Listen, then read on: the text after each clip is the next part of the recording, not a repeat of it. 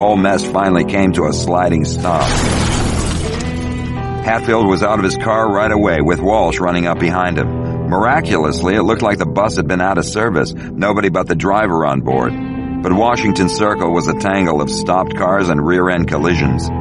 Within seconds, another half-dozen marked units had converged on the spot. Uniformed officers were suddenly everywhere, but Hatfield was the first to reach the back door of the van. Its gray metal panels were buckled inward, and the chrome handle was smashed to shit. His heart was still thudding from the chase, and he could feel the blood pounding in his ears. This wasn't over yet. What the hell were they about to find on the other side of that door? Armed gunmen? Dead men? Even worse, dead kids? Chapter 5. At the time of the first incident in the chain of events, I didn't know it was the president's son and daughter who were missing. All I'd heard on my radio was possible kidnap. That's all any of us knew at that point. I'd been driving east on K Street at the time, and I was off duty. The location given put me less than 2 blocks from the crash site, and I got over to Washington Circle even before the EMTs. I had to help if I could. I was there in less than 60 seconds.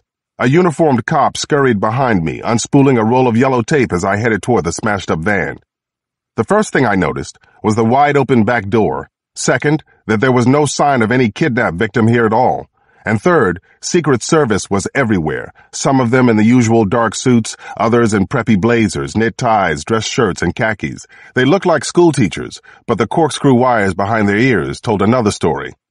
I badged my way over to the van to see inside for myself. The driver was pinned to his seat where the engine block had come all the way through in the crash. He was covered in blood below some obvious trauma around his midsection. His right arm was sticking up and out in a way that arms weren't meant to go. The guy looked to be mid-30s, curly black hair, a sketchy beard with soul patch that was as slight and pathetic as he was. But where was the victim? Had this whole thing been a hoax? An intentional diversion? Already I was starting to think so, and the possibility sent a rush of adrenaline through me. A diversion from what? What else had happened at that school? "Is he cogent?" I asked the tweed-clad agent next to me. "Hard to say," he answered. "He's out of it, maybe shock. We don't even know if he speaks English." "And no sign of the missing kid?" I said. The agent just shook his head, then held up 2 fingers. 2 missing kids. This was turning into deja vu for me, the worst kind. Some years back, I'd worked with Secret Service on another double kidnapping, perpetrated by a monster named Gary Sinigi. Only one of the 2 children had survived. In fact, I'd barely made it myself. John Sampson had saved my life. I flashed my badge some more, then leaned in through the shattered driver's side window. "Police, where are the kids?" I asked the guy, straight up. By default, I had to assume he knew something. There was no time to equivocate. He was panting in quick, shallow breaths, and his face was blank, like his body knew how much pain he was in, but his brain didn't exactly get it. His pupils were huge, too. He had some of the signs of PCP, but this guy had just navigated a high-speed chase through the city. I'd never seen anyone on angel dust who could do that.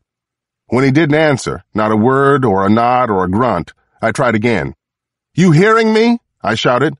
"Tell me where the 2 kids are, if you want us to help you out of there."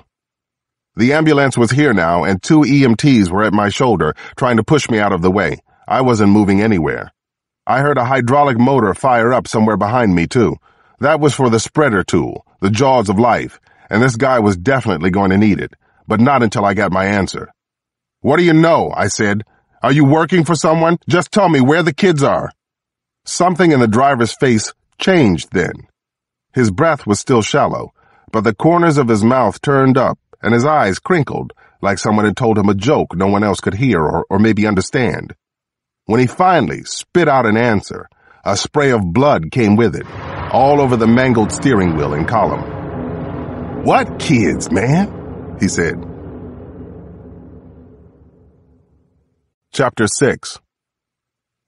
The rescue team used a hearse tool to cut the posts flanking the van's windshield and door, then a halogen bar to peel the roof back like a can of sardines. It's amazing to watch, but usually you're rooting for the person trapped inside. Not so much this time. Actually, not at all. While they lowered in a chain to pull back the engine and get our empty-eyed friend out of there, I tried to get a quick lowdown from the Secret Service agent I'd been speaking with, Clay Findley. "So, who are these missing kids?" I asked him, but he just shook his head. He wasn't going to tell me, was he? What was that about? Listen, I said, I've had experience on this kind of thing. I know who you are, he said, cutting me off again. You're Alex Cross. You're MPD. My reputation precedes me more and more these days, but that can cut both ways. It didn't seem to be helping right now. We've already got all MPD units on alert, Finley said, so why don't you go check in with your lieutenant? See where he could use you. Obviously, I've got my hands full here. I've had some experience in these quarters too, detective. I didn't like the brush off. It was a mistake for somebody who claimed to have experience. Every passing minute meant those kids were a little farther out of our reach. Finley should have known that. Even worse, maybe he did. You see that guy? I said. I pointed over at the driver. They had a protective collar around his neck and were finally making some headway getting him out. That's an MPD arrest. You understand me? I'm going to talk to him as soon as I can, with or without your involvement. If you want to wait your turn, fine. But just so you know, once they get him to the ER, he's going to be sedated and tubed up for God knows how long. So it might be a while before you get your interview. Finley stared hard at me. I watched his jaw work back and forth, heard a cracking noise. He knew I had jurisdiction here, that I had him if I wanted to go that way. It's Zoe and Ethan Coyle, he said finally. You'll hear about it soon enough. They disappeared from the Braniff school about 20 minutes ago. I was stunned into silence, knocked back on my heels. The enormity of this, the implications started to fall on me at once. What else is happening on your end? I asked in a lowered voice. The school's locked down, Finley said. Every available Secret Service agent is either there or on the way. Could they still turn up over there? I asked. He shook his head. We'd have found them by now. No way they're still on the campus. Any idea how someone could have gotten them out of there? Again, he paused. I got the impression he was editing himself as he went forward. The other thing I didn't know yet was that Finley was lead agent on Ethan and Zoe's protective detail. This was all on his head. The president's children. Not really. It just happened, he answered. There's an underground passage used to connect the main house with some of the service buildings. Way back when it was the Braniff estate. We keep it all closed off now, but kids still break in there sometimes, smoke a cigarette, grope each other. Believe me, if Ethan and Zoe were in that tunnel before, they aren't anymore. The van driver was out on a gurney now, hooked up to a nasogastric tube and IV. As they wheeled him to the back of the ambulance and loaded him up, Finley and I fell in behind the procession. My badge was out again, so were his creds. Hey! One of the medics yelled at us as we climbed in. You can't. We're coming with him, I said, and closed the ambulance doors. No further discussion. Let's go. Chapter 7. My mind was working even faster now, probably too fast.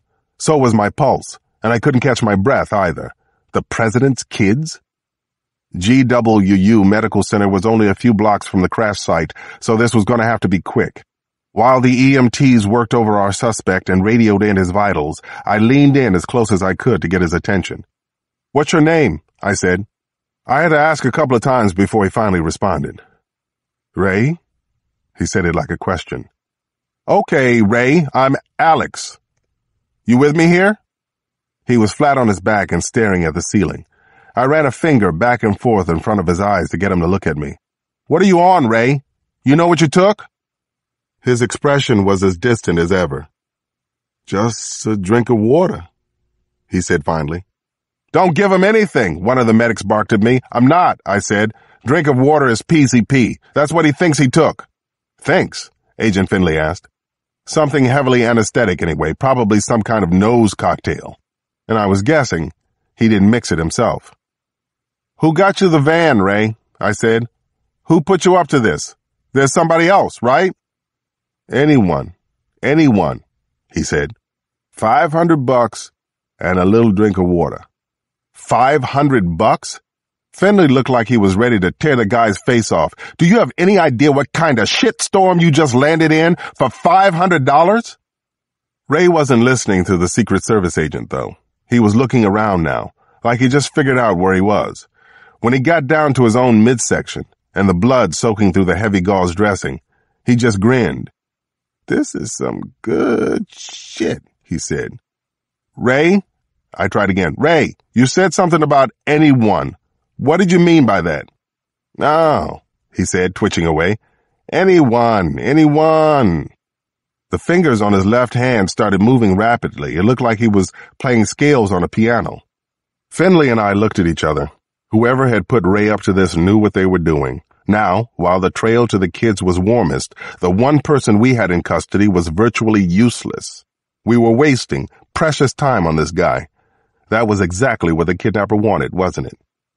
We're here, the ambulance driver yelled back. Interview's over. The other two stood up and started getting Ray ready to go. Who's anyone? I tried one more time. What do you mean by that, Ray? Anyone, he said again, tapping a different finger on each syllable. And I realized it wasn't like he was playing a piano. It was like he was hitting keys on a keyboard. Then I had another idea. N-E-1. Is that a screen name? I asked. Did somebody find you online, Ray? Watch out, guys.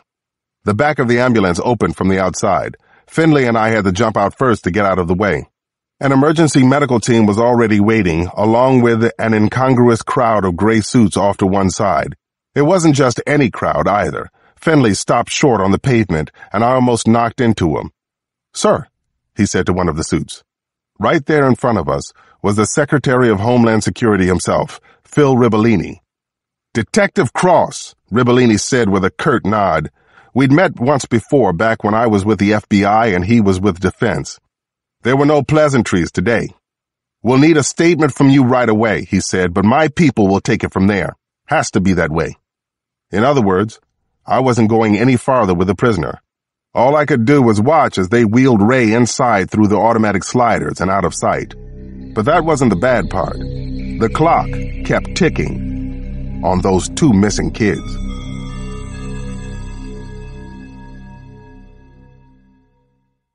Chapter 8. Dr. Hala Al-Dasari was 29 years old, slender and attractive, humorous when it was useful, very bright, with a photographic memory. Her husband, Tariq, was 39, pudgy everywhere, and hopelessly in love with his wife. They looked like they had everything to live for, but in reality the Al-Dasaris were prepared to die at any time, probably sooner rather than later. That was their mission. Hala snuck a sideways glance at her watch. They had been warned repeatedly about the dangers of Dulles Airport. The international arrivals area was one of the most scrutinized in the world. Besides the armed security and usual customs agents, the terminal was staffed with a well-trained team of behavior detection officers, BDOs. The purpose of these police devils was to scan the incoming crowds for anything considered beyond the norm. Too much sweat on the brow could get you pulled out of line here. So could rapid eye movement, or a nervous gait, or a cranky BDO. Almost through, Hala said, giving her husband's hand a reassuring squeeze. Not much longer. Give me a smile. Americans love a nice smile. Inshallah, he answered. Tariq, please, a smile. Just show your teeth for the surveillance cameras. Finally, he did as he was told. It was a stiff-jawed attempt, but a smile anyway. So far, so good. Another minute or so, they would be perfectly safe. Passport control had gone by without incident. Baggage claim, other than feeling like a cattle yard, had been fine. Now they were down to luggage screening, one final queue to wait in before they could truly say they'd arrived safely in Washington. But everything had suddenly slowed to a crawl. This was a nightmare. In fact, Hala realized, the line had completely stopped. A couple of uniformed TSA agents were unhooking the stanchion belt up ahead, motioning for two people to step out of line. It was another couple, also Saudi, also in Western dress. Sir, ma'am, could you come with us, please? What for? The other man asked, immediately on the defensive. We haven't done anything wrong. Why should we lose our rightful place in the queue?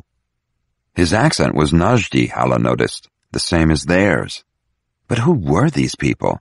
Could this just be a coincidence? One look at Tariq's worried face and she knew he was wrestling with the same questions. Was their American mission about to be compromised before it had even begun? More American security personnel hurried over